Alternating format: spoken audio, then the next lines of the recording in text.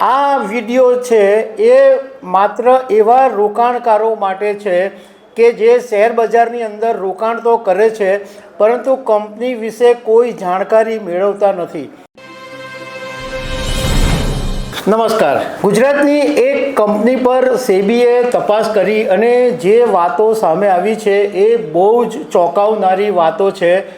ગુજરાતની આ કંપની બધું જ નકલી, બધું જ ફેક, એક વસ્તુ માત્ર કાગળ ઉપર, વેચાણ કાગળ ઉપર, રેવન્યુ કાગળ ઉપર, ખરીદી કાગળ ઉપર, વીજળીનું બિલ વધારે બતાવી દીધું, બધું એટલે નકલી અને સર્ક્યુલર ટ્રેડિંગ કરીને 100 કરોડથી વધારેનો પ્રોફિટ કરી નાખેલો। એટલે સેબીએ અત્યારે 100 કરોડ રૂપિયા પાછા માંગ્યા છે અને 100 કોઝ નોટિસ કંપનીને મોકલાવી છે। તો આના વિશે વાત કરીશ। મારું નામ રાજેશ શાહ છે અને તમે જોઈ રહ્યા છો ગુજરાતના સૌથી મોટા ડિજિટલ ન્યૂઝ પ્લેટફોર્મ ખબરછે.com પર। આ વિડીયો છે એ માત્ર એવા રોકાણકારો માટે છે કે જે શેર બજારની અંદર રોકાણ તો કરે છે પરંતુ કંપની વિશે કોઈ જાણકારી મેળવતા નથી। કંપની કેટલું વેચાણ કરે છે, કંપની વેચાણ કરે છે તો નફો કેટલો કરે છે, કંપનીનો કેશ ફ્લો કેટલો છે, કંપનીનો અર્નિંગ પર શેર કેટલો છે, કંપનીનો પર ઇક્વિટી કેટલી, પી કેટલું છે, આ કોઈ પણ બાબતો રોકાણકારો ચેક નથી કરતા અને પછી માત્ર કોઈના કહેવા ઉપર શેર બજારમાં રોકાણ કરી નાખે અને પછી ઘણી વખત મોટો નુકસાનનો સામનો કરે છે।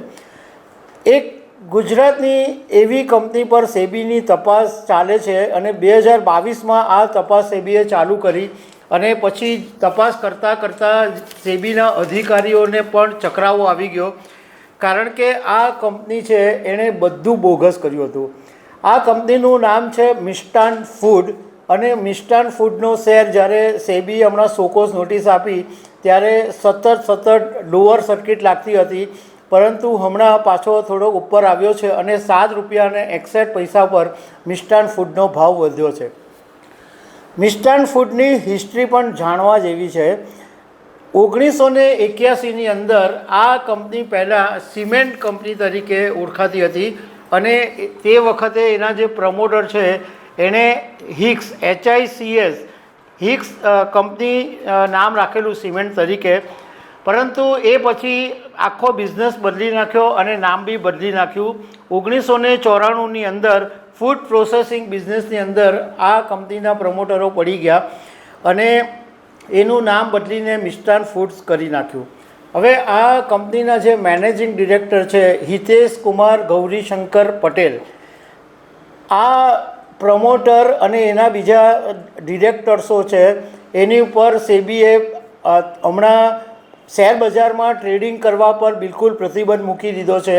અને નવાઈની વાત એ છે કે આ મિષ્ટાન ફૂડ બાસમતી રાઈસ, ઘઉં, દાળ અને મીઠું બનાવતી કંપની તરીકે શરૂ થયેલી, પણ બાસમતી રાઈસની અંદર એણે એટલું બધું વેચાણ વધારી દીધું કે બાસમતીની અંદર આ એક અગ્રણી કંપની તરીકે ઓળખાવા લાગી। કંપનીનું જે કુલ વેચાણ હતું એમાંથી 90% જે વેચાણ માત્ર બાસમતી ચોખામાંથી આવતું હતું। આ આખી વાત ત્યારે બહાર આવી કે જ્યારે જીએસટી વિભાગે સેબીને ટીપ આપી કે આ મિષ્ટાન ફૂડ છે એ જીએસટી ચોરી કરે છે અને ઘણું બધું એકાઉન્ટની અંદર પણ મિસમેનેજમેન્ટ છે। તો સેબીએ જ્યારે તપાસ કરી ત્યારે ખબર પડી કે આ તો બધું જ બોગસ છે, બધું જ નકલી છે।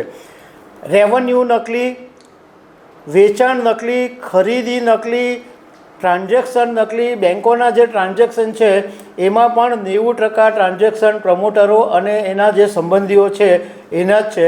અને બીજી સૌથી નવાઈની વાત એ કે કંપનીનું 60 લાખ રૂપિયાનું વીજળીનું બિલ હતું એ 4 કરોડ રૂપિયા બતાવી દેવામાં આવ્યું। એવું પણ અમને જાણવા મળ્યું કે જ્યારે આ જીએસટી ચોરીની વાત સામે આવી ત્યારે કંપનીની અંદર 2022માં આગ લાગી ગઈ હતી અને કંપનીએ તે વખતે જાહેર કરી દીધું હતું કે બધા જ ડોક્યુમેન્ટ્સ છે એ બળી ગયા છે।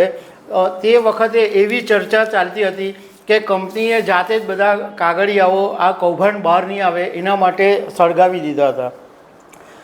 નવાઈની વાત એ છે કે 2014ની અંદર આ કંપનીનું વેચાણ માત્ર 5 કરોડ રૂપિયા હતું અને 10 વર્ષની અંદર 1200 કરોડ રૂપિયાની રેવન્યુ બતાવી દેવામાં આવી અને નફો કેટલો?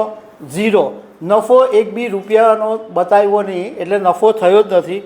2015ની અંદર 3 કરોડનું સેલ બતાવ્યું, 2016માં 121 કરોડ પર થઈ ગયું, 2017માં 250 કરોડનો આંકડો પાર કરી ગયા. મતલબમાં આ બધો ખેલ છે એ આંકડાનો હતો અને એક બી વખત નફો આ કંપનીએ બતાવ્યો નથી. મિષ્ટાન ફૂડનો ભાવ એક વખતે 118 રૂપિયા સુધી પહોંચી ગયો હતો, પરંતુ હમણાં છેલ્લા કેટલાક સમયથી 18 રૂપિયા સુધી હતો, પરંતુ પાછો અત્યારે ડાઉન થઈને 7 રૂપિયાને 61 પર ચાલ્યો ગયો છે.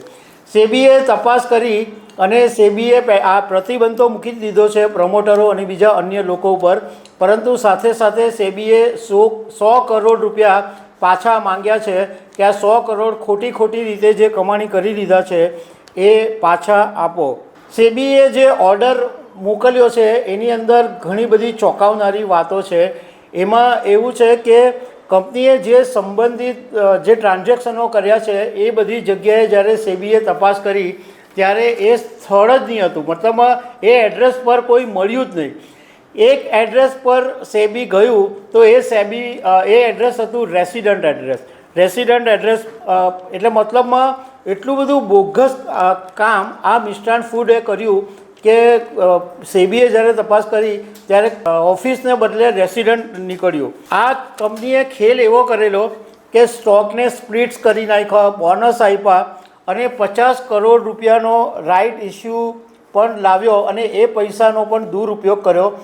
આ તો સદનસીબે આ કંપની ફરીથી 50 કરોડ રૂપિયાનો રાઇટ લાવવાની તૈયારી કરી રહી હતી, પરંતુ એ પહેલાં સેબીની તપાસ થઈ અને સેબીએ આ રાઇટ પર બી પ્રતિબંધ મૂકી દીધો અને શેર બજારના ટ્રાન્ઝેક્શન ઉપર પણ પ્રતિબંધ મૂકી દીધો. હવે આ કંપનીનો જે ચેરમેન અને મેનેજિંગ ડિરેક્ટર છે હિતેશ પટેલ, એને પોતાની પાસે જેટલા બધા શેર હતા એમ પણ એનું જે હોલ્ડિંગ છે એ ધીમે ધીમે ઘટાડતો જતો હતો અને એ લગભગ 48-49% હોલ્ડિંગ હતું એ એનું 43% ઉપર થઈ ગયું અને એણે હમણાં થોડા વખત પહેલાં 3 કરોડ શેર વેચીને 50 કરોડ રૂપિયાની કમાણી પણ કરી હતી. પણ હજુ પણ આ હિતેશની પાસે 47 કરોડ શેર છે. હવે સેબીએ જ્યારે શોકોઝ નોટિસ મોકલી ત્યારે મિષ્ટાન ફૂડના પ્રમોટરોએ એવું કીધું કે આ બેઝલેસ એટલે આ આરોપોમાં કોઈ તથ્ય નથી અને અમે કાયદાકીય કાર્યવાહી કરીશું અને અમે સેબીના જવાબ પણ આપીશું. પરંતુ અત્યારે તો ઘણા બધા ઇન્વેસ્ટરો ભેરવાઈ ગયા છે, કારણ કે આ બધું કંપનીના ફ્રોડને કારણે ભાવની અંદર મોટી વધઘટ થઈ ગઈ છે. અમારે ઇન્વેસ્ટરોને ખાસ કહેવું છે કે જે ઇન્વેસ્ટરો આંખ મીચીને શેરની અંદર રોકાણ કરે છે એ હંમેશા ભેરવાશે.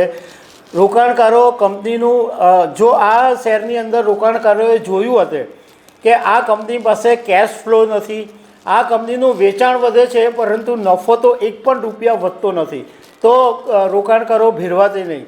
રોકાણકારો જો શેર બજારની અંદર તમે રોકાણ કરો તો કમસે કમ ભલે તમે કોઈ સલાહકારની સલાહ લો, પરંતુ તમારે આટલી વાતો જોવી જોઈએ કે કંપની કેટલું વેચાણ કરે છે, એની સામે કેટલો નફો છે, એનો કેટલો કેશ ફ્લો છે, કેટલી એની કન્સિસ્ટન્સી છે, આ ઉપરાંત એનો અર્નિંગ પર શેર દીઠ કમાણી કેટલી છે, આ બધી બાબતો પણ રોકાણકારોએ જોવી જોઈએ.